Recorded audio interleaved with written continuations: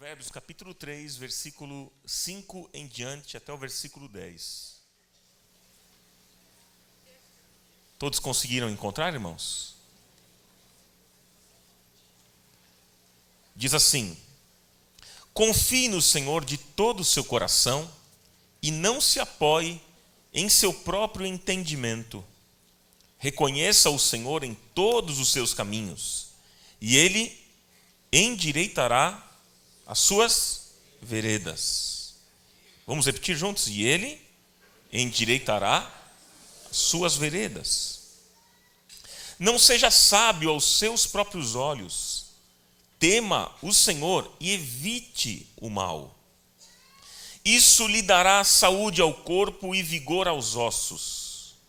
Honre o Senhor com todos os seus recursos e com os primeiros frutos de todas as suas plantações. Os seus celeiros ficarão plenamente cheios e os seus barris transbordarão de vinho. Até aqui a leitura. Irmãos, eu não tenho dúvidas de que nós fomos criados para viver uma vida abundante. Nós não fomos criados para viver uma vida de fracasso e derrota. Você crê assim também? Desde que Deus nos criou, Ele plantou em nós um espírito de prosperidade. Mas quando eu falo de prosperidade, não estou me referindo a dinheiro. Não, a bens materiais. Não é isso que eu estou dizendo. Eu falo de ter uma alma equilibrada, emoções em ordem, relacionamentos saudáveis, um ambiente familiar equilibrado. Enfim, isso é prosperidade, isso é vida abundante. Este foi o propósito que Deus plantou no homem desde que o criou. Ou seja, crescei, multiplicai, enchei a terra e governai-a. Este foi o propósito que Deus plantou no homem. É verdade que o pecado, ele estragou a nossa vida, nós viramos as costas para Deus. O pecado realmente, ele nos afasta de Deus. E desde que o homem começou, então, a se esforçar muito para conseguir coisas, ele se esforçou muito para conseguir pouco.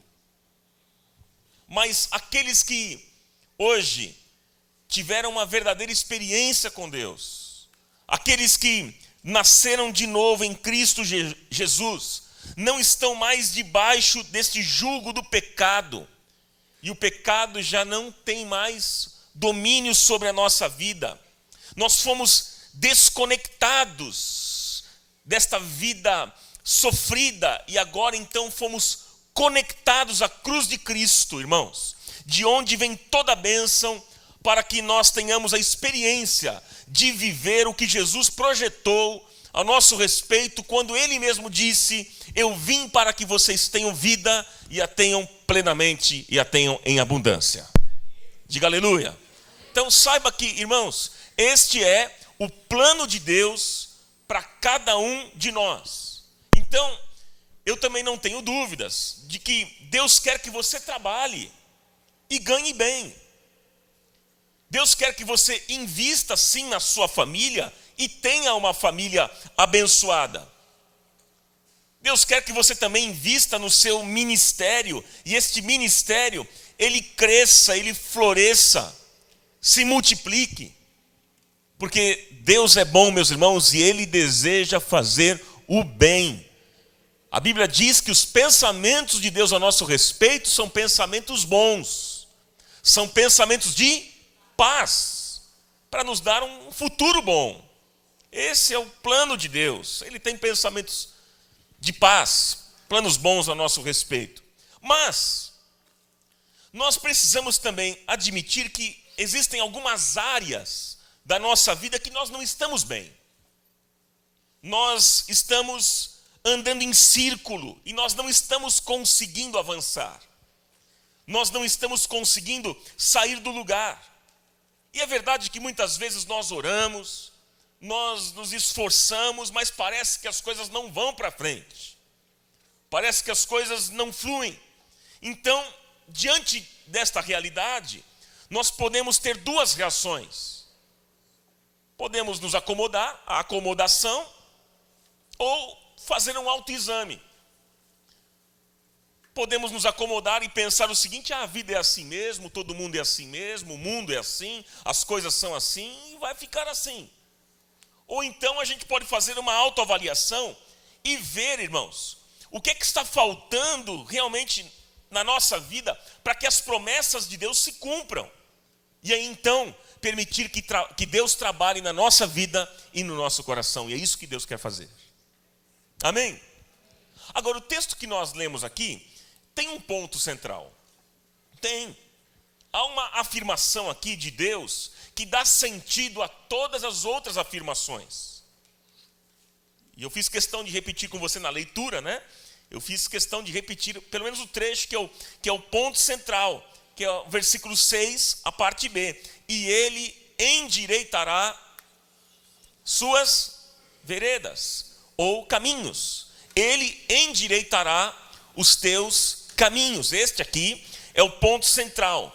Em outras palavras, o texto aqui está dizendo que Deus endireitará, Deus abrirá, facilitará, aplanará os nossos caminhos. Aleluia! O texto está dizendo que Deus vai abrir possibilidades para que a gente tenha uma vida frutífera, próspera e abençoada nessa terra. É uma promessa de Deus para a nossa vida. Ele endireitará os teus caminhos. Você pode virar para alguém e dizer isso: olha, Deus endireitará os teus caminhos. Deus endireitará os teus caminhos.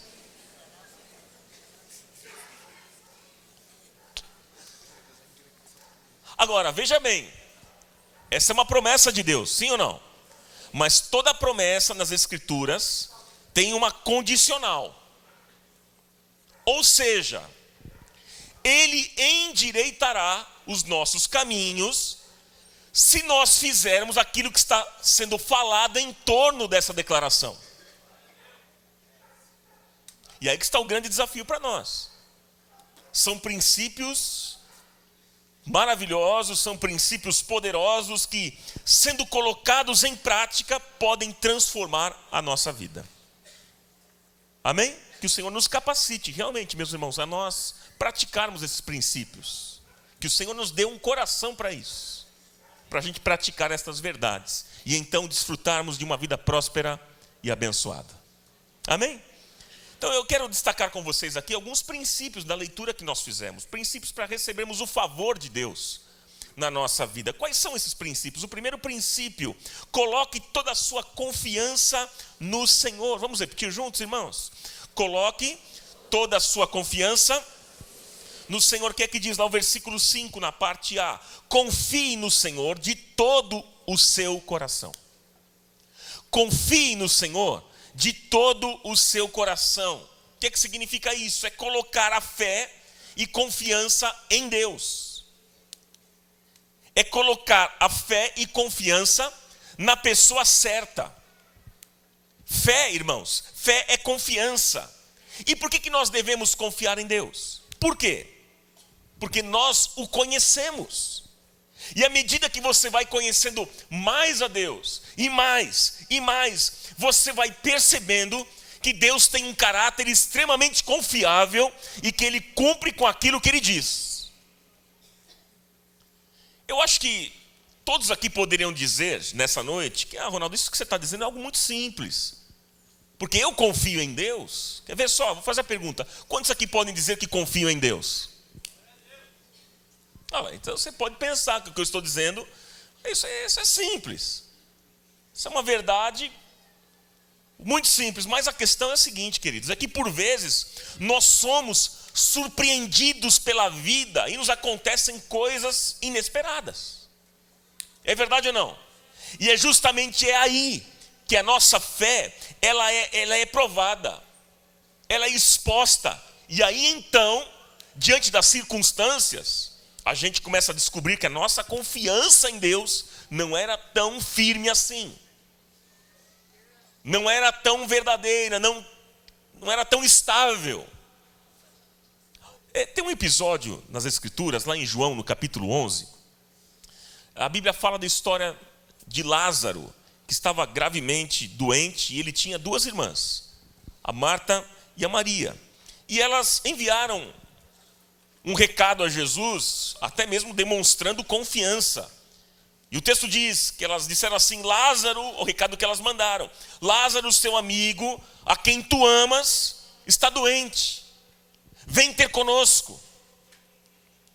Elas tinham uma convicção do amor de Jesus, e elas não tinham dúvidas do poder que Jesus tinha para curar os enfermos, até porque elas tinham presenciado outros momentos onde Jesus havia curado pessoas. Elas tinham uma convicção de que Jesus viria mesmo, porque ele amava Lázaro, e quando ele chegasse, ele iria curar Lázaro. Essa era a convicção. Pergunto a você, aconteceu assim ou não? Não. Não foi assim que essa história aconteceu. Jesus demorou, meus irmãos, mais 2 dias no lugar que ele estava.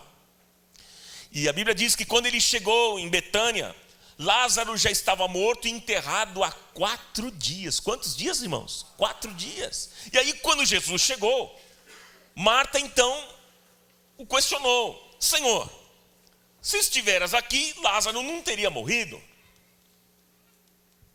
Em outras palavras, elas estavam agora, parece que decepcionadas, dizendo que Jesus havia demorado demais, que ele havia falhado, e que agora, por causa da demora, já não tinha mais jeito, porque o irmão delas já estava morto. Quem sabe agora a confiança delas em Jesus estava abalada, e até de repente estavam duvidando do amor de Jesus por seu amigo Lázaro. Mas Jesus disse a Marta: Marta, não temas, crê somente. E a mesma coisa que Jesus está dizendo para mim e para você nessa noite. Eu não sei qual é a situação que você está vivendo, e se de repente você está pensando que Jesus está atrasado na sua situação, o Senhor está dizendo para você: não temas, crê somente. Não temas, crê somente. Você e eu, nós só precisamos crer. Não deixe, meu irmão, minha irmã, a sua confiança ser abalada pelas circunstâncias. E se Deus parece atrasado, não permite que o seu coração desanime, que a sua alma ela adoeça, porque Jesus continua sendo o Senhor das circunstâncias, mesmo quando elas fogem do nosso entendimento, mesmo quando elas fogem da nossa compreensão. O oposto da fé é dúvida, e dúvida significa desconfiança. Dúvida significa o que, irmãos? Desconfiança. Quando você tem dúvida, você desconfia do caráter de Deus. E aí você pode admitir que Deus pode não cumprir com aquilo que Ele disse ao seu respeito, com a sua palavra. E quando você perde isso, meu irmão, quando você perde essa base, você fica instável, você se torna vulnerável e você se torna refém da ansiedade. Essa é uma grande verdade, irmãos. Mas confie no Senhor de todo o seu coração. Diz aqui o texto de Provérbios, né, no capítulo 3, versículo 5. Confie no Senhor de todo o seu coração.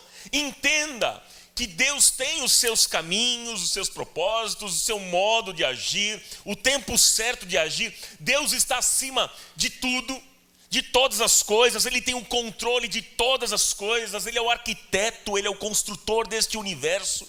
E o amor de Deus, irmãos, não pode ser questionado se Ele não opera segundo a nossa expectativa.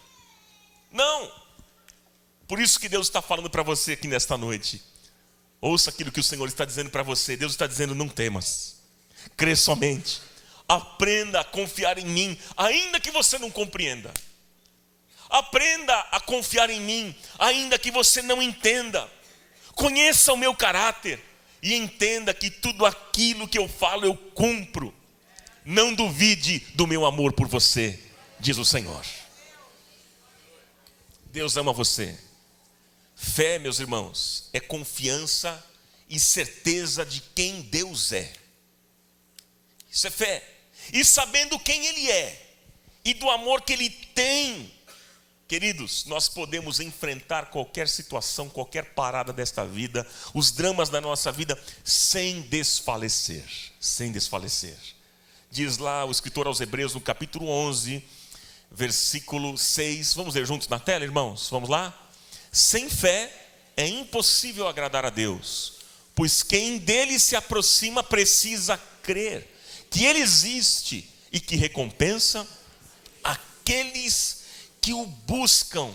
Olha, meu irmão, se você quer prosperar, você precisa crescer em fé, até você confiar no Senhor de todo o seu coração. Que seja assim em nome de Jesus. Amém? O segundo princípio que eu vou deixar desse texto é este, que você está vendo na tela. Submeta seus conceitos à palavra de Deus. Versículo 5, na parte B, e o versículo 7, olha só o que aqui diz o versículo 5, na parte B. Não se apoie em seu próprio entendimento. E o versículo 7, na parte A, diz: não seja sábio aos seus próprios olhos. Olha, queridos, nós não seremos prósperos, veja o que eu vou dizer. Nós não seremos prósperos se os nossos valores e conceitos não forem formatados pelo que Deus pensa. Nós não seremos prósperos. E é por isso que precisa haver um processo, é por isso que precisa haver metanoia, uma transformação na nossa vida. Porque muito daquilo que pensamos, e detalhe aqui, abrindo um parênteses, né? O que pensamos determina como agimos e como reagimos. Muito daquilo que nós, então, pensamos, nós trouxemos de uma vida longe de Deus, quando estávamos afastados de Deus. É o que de repente aprendemos com os nossos pais, é o que aprendemos erradamente com a vida, é o que nós recebemos de influências deste mundo, das filosofias que governam este mundo, que governam esta geração. E olha, nem tudo está alinhado com a verdade. Nem tudo aquilo que nós aprendemos está alinhado com a palavra de Deus. Sim ou não, irmãos? Mas essa transformação e mudança de pensamento acontece na medida que nós nos quebrantamos diante do Senhor. É por isso que Salomão está dizendo aqui, versículo 5, a parte B: não se apoie em seu próprio entendimento. Vamos repetir juntos? Não se apoie em seu próprio entendimento, ou seja, não confie, não se apoie na sua maneira de pensar. Não. De repente você pode ser uma pessoa de muita experiência na vida e ter construído a sua vida em cima de pensamentos equivocados, contrários às Escrituras.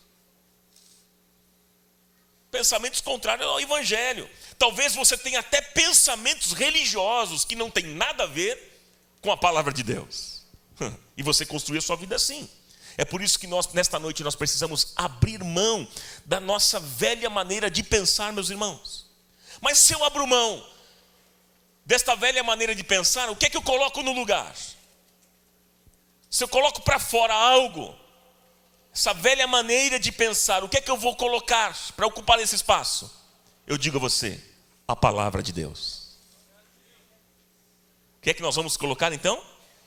Palavra de Deus. Porque a palavra de Deus é mais que apenas um livro que você traz aqui todos os domingos, ou então que você tem lá na sua casa, que você deixa aberto do Salmo 91. Que muitos fazem isso. Deixa lá, a Bíblia fica até as páginas com grudadas, né? O restante, né? Fica só aberto no Salmo 91, o resto nunca virou uma folha, né? Se vai virar uma folha, vem tudo. Então a palavra de Deus é muito mais do que um livro. A palavra de Deus é a revelação da mente e do coração de Deus para os homens. Essa é a palavra de Deus. Então, para você construir uma vida saudável, para você construir uma vida melhor, todas as coisas e em todas as áreas que você precisa estão aqui neste livro, na palavra de Deus. Mas o que adianta, irmãos? O que adianta a gente ter esse livro nas nossas mãos a gente trazer aqui para dentro desse prédio, mas a gente não traz esse livro para dentro do nosso coração? O que adianta? Não adianta nada, queridos. Muitas vezes nós patinamos na vida e a gente diz o seguinte, que o evangelho não funciona para a gente. Eu já vi essa história. Esse negócio da Bíblia não funciona na minha vida. Sabe por que não funciona? Quando a gente diz isso, a grande verdade é o seguinte, é que nós não estamos querendo abrir mão da nossa velha maneira de pensar. É por isso que realmente não funciona. E é por isso que muitas vezes nós patinamos. E aí Salomão está dizendo aqui no versículo 7, a parte A, ele diz: não seja sábio aos seus próprios olhos. E eu pergunto para você, quem está formando os seus pensamentos? Quem? A partir de que você está formando os seus conceitos? A partir de quê? O apóstolo Paulo disse, um texto muito conhecido nosso, texto lá de Romanos, no capítulo 12, versículo 2, vamos ler juntos na tela, irmãos? Você pode me ajudar? Vamos lá. Não se amoldem ao padrão deste mundo, mas transformem-se pela renovação da sua mente, para que sejam capazes de experimentar e comprovar a boa, a agradável e perfeita vontade de Deus. Ou seja, o apóstolo Paulo aqui está dizendo que para que a gente experimente a vontade de Deus, é preciso que a gente passe por um processo de renovação da nossa mente. É o que Paulo aqui está dizendo. Então nós precisamos, nessa noite, esvaziar a nossa mente dos conceitos errados, pautados em egoísmo, né? em orgulho, soberba, independência, e logo então nos submetermos à palavra de Deus. É isso que nós precisamos, queridos, porque a lógica do reino de Deus é contrária à lógica deste mundo sem Deus. É contrária. A lógica do mundo sem Deus diz o seguinte, que os mais fortes dominam quem? Os mais fracos. Mas a lógica do reino de Deus diz que maior mesmo é aquele que serve. A lógica deste mundo sem Deus diz que você precisa reter aquilo que você ganha. Mas a lógica do reino de Deus diz que mais bem-aventurado é dar do que receber. E eu pergunto, você está vivendo por qual filosofia de vida? Por qual filosofia de vida? Porque se você vive pelo que o mundo diz, então Deus não poderá endireitar os teus caminhos. Essa é uma realidade. Nós precisamos, irmãos, alinhar os nossos princípios com os princípios de Deus. Os nossos conceitos com os conceitos de Deus. Precisamos alinhar os nossos valores com os valores de Deus. E aí então nós teremos uma vida feliz, próspera e abençoada. Louvado seja o nome do Senhor. Você deseja experimentar esta vida cada dia? Amém? Olha só, há um terceiro princípio. Vamos pensando juntos aqui, queridos. Olha lá. Mantenha consciência da presença constante de Deus. Vamos repetir este princípio? Vamos lá. Mantenha a presença constante de Deus. Diz lá o versículo 6, a parte A diz assim: reconheça o Senhor em todos os seus caminhos. Reconheça o Senhor em todos os seus caminhos. E reconhecer o Senhor em todos os nossos caminhos é perceber e ter a consciência de que eu não passo longe da presença de Deus. É perceber que Deus está em todo lugar, que os olhos do Senhor estão em todo lugar. É perceber que Deus está em todo lugar conosco. Ele está em casa, no trabalho, na escola, na faculdade, na igreja, nas praças, nos shoppings, nos passeios. Ele está em todo lugar. E nós precisamos reconhecer o Senhor em todos os nossos caminhos. Aí eu pergunto para você, isso vai trazer benefícios para nós? Sabendo desta verdade, isso traz benefícios, sim ou não? Sim. Quais são esses benefícios? Eu quero apontar 3, olha só. Primeiro benefício, nós teremos uma confiança maior em Deus. Meus irmãos, você pode dizer isso? Vamos lá. Teremos uma confiança maior em Deus, porque se a gente não tem a consciência de que Deus está em todo lugar, então vai chegar uma hora que a gente vai se sentir sozinho. E se sentindo sozinho diante de uma dificuldade, a gente sente medo. E logo vamos fracassar. Mas se Deus está conosco em todo lugar, nós podemos enfrentar toda e qualquer situação, porque o Senhor está conosco. É aquilo que o salmista disse. Davi disse, Salmo 23, versículo 4, que você conhece: ainda que eu ande pelo vale da sombra da morte, não temerei mal algum, porque o Senhor está comigo. Glória a Deus. Olha um outro benefício. Gera gratidão no nosso coração. Termos essa consciência da presença de Deus, isso gera gratidão no nosso coração, porque se Deus está conosco, nós seremos gratos, porque nós saberemos que Ele está no controle de todas as coisas. Ele está guiando a nossa vida. Ele está cuidando de nós. Saberemos que então Ele é o nosso bom pastor e nada nos faltará. A presença de Deus, irmãos, traz segurança para a gente. E a resposta natural é termos um coração grato ao Senhor. Há um outro benefício. Surge o temor a Deus. Surge o quê? Surge o temor a Deus, porque se Deus está conosco, então eu tenho que ter mais cuidado. Eu tenho que ter mais cuidado, todos nós teremos que ter mais cuidado com as nossas conversas, de quem a gente está falando. Eu tenho que ter mais cuidado com as minhas atitudes, com os meus passeios, com as minhas amizades, com os meus programas, enfim. Porque Deus está em todo lugar, e os olhos do Senhor estão em todo lugar, em toda parte. Em toda parte. Amém? Vamos para mais um princípio importante do que o texto mostra para a gente? Olha só. Ande no temor do Senhor, escolher viver em santidade. Vamos repetir isso, irmãos?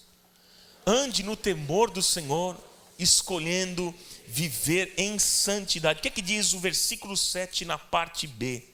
Tema o Senhor e evite o mal. Vamos repetir juntos? Tema o Senhor e evite o mal. Irmãos, como eu disse no início, eu não tenho dúvidas de que Deus deseja nos abençoar. O problema não é esse. O problema somos nós. Nós que não removemos as barreiras, os empecilhos. Somos nós que não nos alinhamos com Deus. Somos nós que não nos alinhamos com a palavra de Deus. Somos nós que não nos convertemos de todo o nosso coração. Somos nós. E para vivermos no temor de Deus, nós precisamos manter uma consciência constante da presença de Deus, que foi o aspecto anterior que eu falei. Nós precisamos entender que Deus é santo, como nós cantamos hoje, e o Fábio continuou nessa declaração. Nós precisamos entender que Deus é santo, e porque Ele é santo, nós devemos viver uma vida alinhada com a sua santidade. Isso é um desafio para nós. E como bem disse o Fábio, não tem nada a ver com perfeição. Não, nada disso. Mas tem a ver com estar aberto, meu irmão, disponível, e se permitir ser trabalhado, ser moldado pelo Senhor a cada dia. É não desistir de Deus. Ah, Senhor, eu falei contigo, mas eu não desisto do Senhor. Eu não desisto do Senhor, porque eu sei que o Senhor não desistiu de mim. Deus não virou as costas para você. Creia nisso. Pelo maior pecado que você cometeu esta semana, ou em algum tempo da sua vida, saiba que Deus não virou as costas para você. Porque eu tenho a plena convicção de que se Deus realmente virasse as costas para nós, nós nem hoje estaríamos aqui nessa noite, neste encontro. Nós estaríamos já no inferno. Mas o Senhor nos ama. Ele nos dá oportunidades, Ele quer trabalhar no nosso coração, quer moldar a nossa vida. Ele deseja trocar este nosso coração de pedra e colocar um coração novo, um coração regenerado, um coração de carne. É isso que Deus deseja fazer comigo e com você nessa noite. Amém? O apóstolo Paulo disse em 2 Coríntios, no capítulo 7, versículo 1, ele disse: amados, visto que temos estas promessas, o que ele diz na continuação?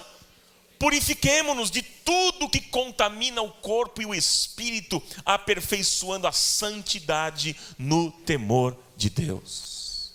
Aperfeiçoando a santidade no temor de Deus. É de glória em glória.